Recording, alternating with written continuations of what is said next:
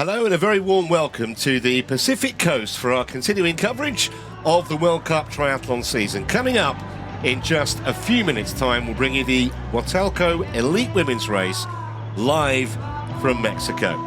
Always one of the most eagerly awaited weekends in this part of the world. I'm Trevor Harris alongside triple Olympian Gillian Sanders. Fascinating field for this one, Gillian, headed by Rachel Klammer, fresh from her heroics in the relay, getting the Netherlands to Paris. She's already qualified, of course, for the individual race, but some of these women haven't, and qualification closes in about 9 days' time. Yeah, a bit of pressure on some of the athletes. Yeah, Elizabeth Bravo, I think, finds herself right at the tip of the qualification, so she'll be hoping for a good outing. We've got some really talented athletes lining up today. We can see number 10, Elisa Petter as well, another of those athletes who just on the periphery of qualification. They would have been watching the Samakland race quite closely, seeing their fellow competitors there. And yeah, further down the start list there, Dominique Jamaniki, also one to watch. She's trying to qualify for the games. Solveig Lofseth, we know she performed fantastically in the relay. She's secure. And then further down the start list, Anahi Alvarez Carrel, the Mexican athlete. She won this race last year. So yeah, deep talent on the start list today, Trevor. It does look a bit cloudy, but I can assure you it is very warm. And just the entrance into the Pacific is going to be the first challenge. Kuttner Bergmeier second from the left, and away they go for this Huatulco World Cup. Some dealing with it better than others. Yeah, a bit of a tricky start there. And see the officials out there in those kayaks. Yeah, and you can, for any issues when they get around those buoys. Yeah, you can see just how choppy it is out there. Yeah. Quite a swell for these athletes. So it's a challenging swim course, not just the warm water temperature, but also the chop to deal with as well. So I think that is Tamara Gorman, potentially Sophia Howell in the red swim cap and the red suit of Canada. Well, if it is Gorman, that's an excellent start on her first appearance for a year and a half. Bergmeier is sitting there just, I think, in second place. Yeah, that looks like a Hungarian stroke, doesn't it? She was never going to be far away. Yeah, and it's going to be a challenging swim exit. We've got a bit of a shore break and a bit of a current that's pulling the athletes almost back into the water. Yeah. So a bit of a challenge exiting the water. Another dimension to add. This might be one of the slowest swims we've seen, but it's no reflection on the athletes. It's just that such a strong current out there, they're almost going backwards. Yeah, it'll be interesting because we've seen that Lottie Miller, well, we think she's up in that front group. We don't know where Solveig Lofseth is. We know that she's one of the strongest cyclists in the field today, so we might have potentially our two strongest cyclists split, Lottie Miller up the pointy end and Solveig Lofseth chasing.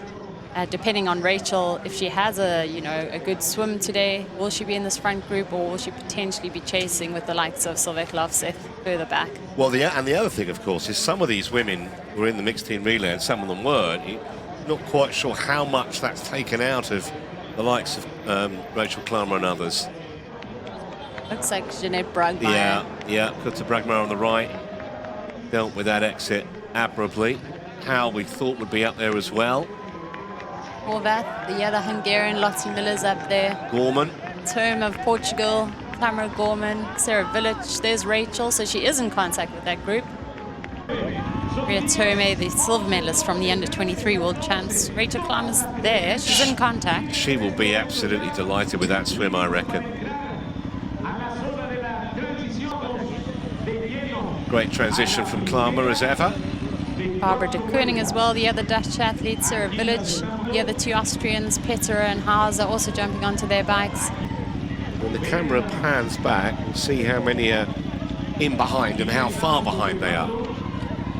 Yeah, we've got a larger group now, haven't we? Yeah, so it looks like that is now about 10 athletes. 10. Maria Tome's in there. And Klammer's at the front, yep, I think. She is. Well, that's a great swim for the Dutch woman.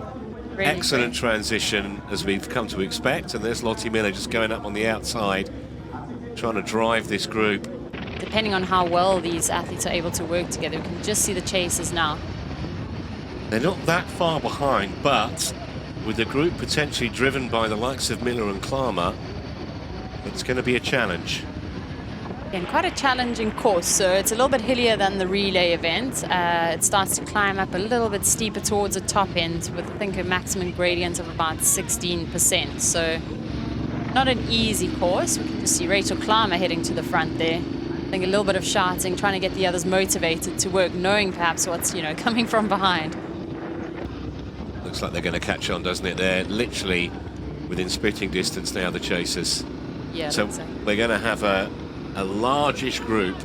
Yes, certainly coming into this race as one of the favorites, Maria Velasquez Soto, second in Wollongong, so also in good shape. She's right on the edge of qualification, so also perhaps a little bit of pressure on her. I think she also might be on the start list for Cagliari, so another two opportunities. A lot of these athletes, so this is their last opportunity to race. That start list in Cagliari is obviously limited to 55 women, so it perhaps is a last chance for some of these women here today, and some of them have one more shot next weekend. Yeah, she's got a couple of top tens in Huatulco, has Velasquez. It does look like it's either Howell or Jamaica. It's definitely a Canadian tri-suit. Yeah, I think it is Sophia Howell. Well, you've got to admire this, and not content to ride around with 24 women, trying to get themselves a little mini break here. 6:30 local time. Yeah, just with the heat, it's so hot. It's important, to hold these races either early in the morning or late in the evening. So hence the late start time, and the men will be off very, very early tomorrow morning. So Alvarez being at the front has got the crowd going. But there are some big names in that group, much more experienced than her. Ackland, Alberto Peterson, Rachel Klammer as well. Klammer going to stand number one. Kutta Bragma, what a fantastic transition. She's got about, 7 or 8 seconds on Klammer. We know how quick Klammer is. Yeah, Gina Serino, unfortunately, I think found herself right at the back of the group there, just heading out now. Kia Peterson, I think that's in second. Rachel Klammer just sitting behind her in third at the moment. Maria Tome right up there as well. Lottie Miller. Horvath is there in a prominent position too. She's ahead here early. It's 2 laps this run, 2.5 Ks each, but you can see that the posse is not far behind. This is Serino. We saw she had a really poor transition. She's just now jumping onto the back of that group as well. We know that she's a really, really strong runner. Serino now taking the front.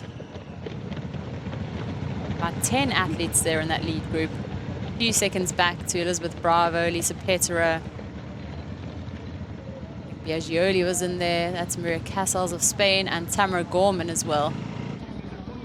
Just looks like the pace has picked up a bit. You can see now Rachel Klammer just sitting there on Serino's shoulder.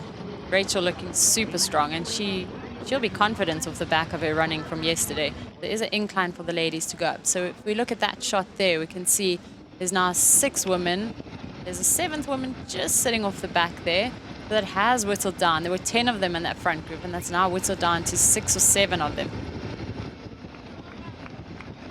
Horvath, the younger Hungarian, having a great run as well, just sitting off the back of that group. Akeland's dropped off a bit. Tome's dropped off there.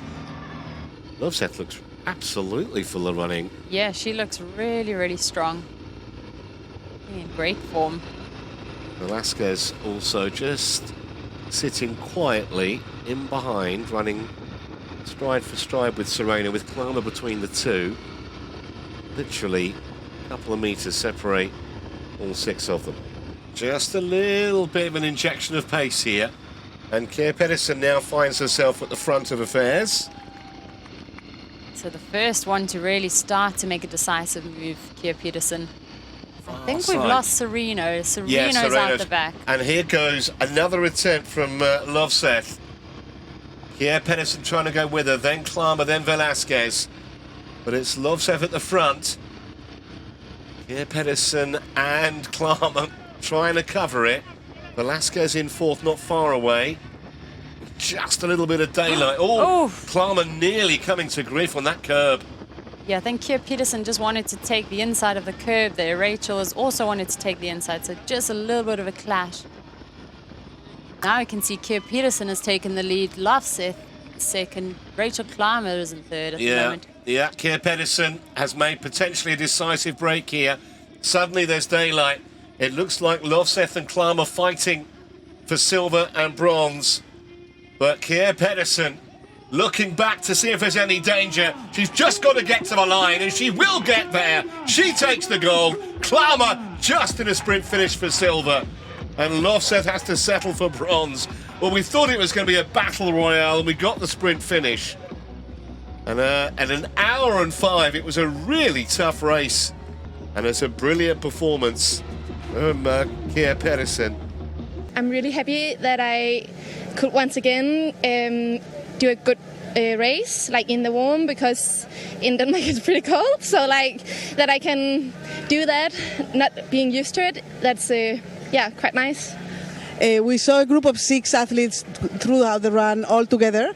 You were just trying to see what was going between each others. At the end, it was just, you left 3 behind, it was just 3. What was going through your head? Yeah, on the first loop, I was thinking about if I should go now or if I should stay calm or like what to do. But I decided to stay there because of the heat. So yeah, and then the last lap, I just wanted to see what the other girls was going to do, because I thought maybe my sprint finish was pretty good. So I tried to like stay calm and then just wait for it. And then Solveig went pretty fast, like into the in the last turn, and then yeah, I just tried to stay with her, and in the end I just yeah, you know, sprinted all I could. Congratulations, well done today. Thank you. I guess that recovery went well after the race yesterday, no? Well, I'm not that sure. I mean, I didn't feel good during the race at all. At the start I tried to push, but I realized that the groups were coming back, like it didn't really spread a lot. I'm still out of breath. So yeah, I was in the front, in the back, struggling, but trying to do my work. And then on the run, I didn't want to make the same mistake as I did in Wollongong. So I tried to sit in the bunch, but I wasn't sure how far I would get today, honestly. At one stage we were at 8 and then at 6, and I thought I would just give it a try, and I'm happy. I think I managed to get second. So you did get second, yes. I think I was like, I'm not 100% sure. It was a tough one today, absolutely.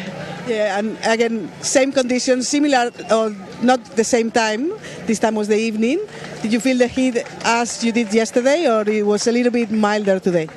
No, it was different, just completely different, because it was much longer and you build up a different fatigue. And I think I didn't focus enough on recovery yesterday after the race, because you're so busy with other things. And like a little bit with the jet lag from the last couple of weeks, I felt like in the evenings I would get tired. So normally I would have like a nap at like 5 p.m. So it was a little bit of a tricky thing, but I'm very stoked with how it turned out today.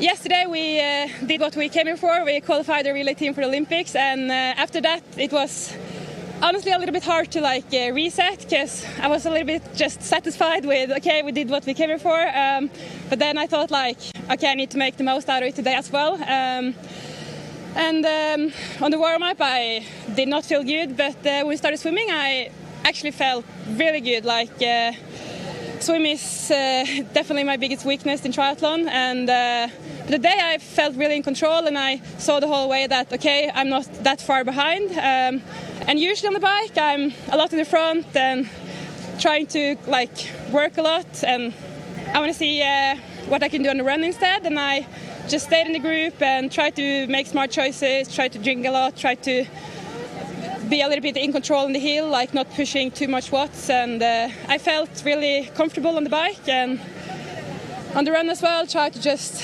drink a lot and tried to go for the win, but I'm really happy with her.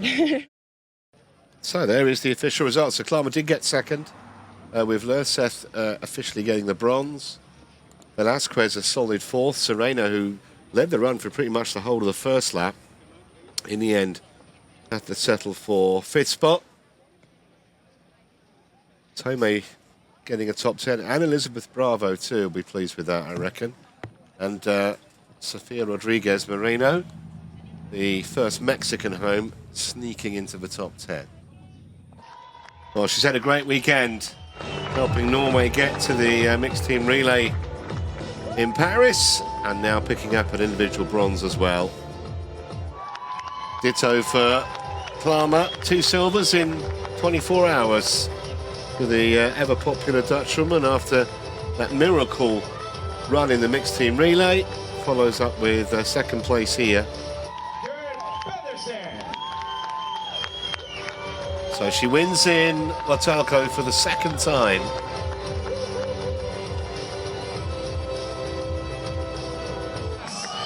Las campeonas de la Copa del Mundo Huatulco 2024. Muchas felicidades por su gran participación. Eso es todo. So battle will be renewed between Klammer and Pedersen in Calgary next weekend. Exactly a week away, and of course we will have live coverage of that. We'll leave you with these pictures, and we'll see you bright and early in the morning. For now, it's goodbye.